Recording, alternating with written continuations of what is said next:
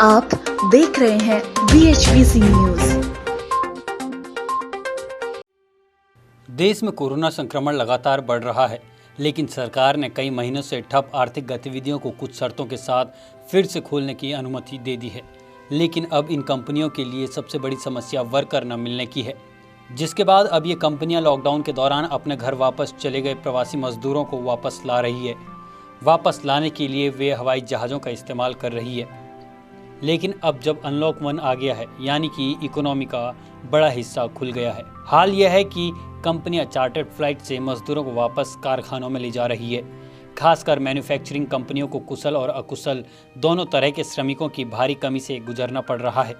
ऐसे में उनके लिए मजदूरों को किसी भी तरह से वापस लाना जरूरी है।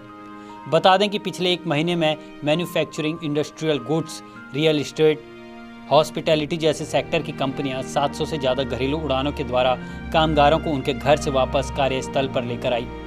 सार्वजनिक कंपनी ONGC लिमिटेड और दिग्गज infra company Larsen and Toubro ने पटना और भुवनेश्वर से मुंबई और अहमदाबाद के लिए चार्टर्ड फ्लाइट संचालित कर लॉकडाउन में गए अपने कर्मचारियों को वापस ला रही है।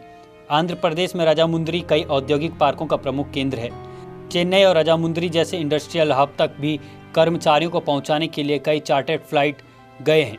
असल में लॉकडाउन में बड़े पैमानों पर मजदूरों की घर वापसी को लेकर इंडस्ट्री के लोग काफ़ी परेशान थे। सैलरी न मिलने या नौकरी चले जाने से परेशान कितने मजदूर इस कदर परेशान हुए कि वे पैदल ही 500 से हज़ारों किलोमीटर तक अपने घर को निकल पड़े। इसलिए खासकर मैन्युफैक्चरिंग कंपनियों को यह डर हो गया है कि आगे चलकर उन्हें कुशल और अकुशल मजदूरों की भारी तंगी से गुजरना पड़ सकता है। स्पाइसजेट के अधिकारी ने एक अखबार को बताया कि हमने कंपनियों की तरफ से कई चार्टर्ड फ्लाइट संचालित किए हैं, जिनसे उनके कर्मचारियों को देश के भीतर और देश के बाहर भी विभिन्न कार्यस्थलों तक पहुंचाया गया है। एक बड़ी कंपनी तो लगातार हमारी एयरक्राफ्ट बुक कर अपने कर्मचारियों को पहुंचा रही है। एयर इंडिया के एक अधिकारी के मुताबिक सरकारी कंपनी ONGC ने चार्टर्ड विमानों से करीब 5000 कर्मचारियों को अपने विभिन्न केंद्रों तक पहुंचाया है। इनमें बिहार, झारखंड, पूर्वी उत्तर प्रदेश के कर्मचारी शामिल हैं।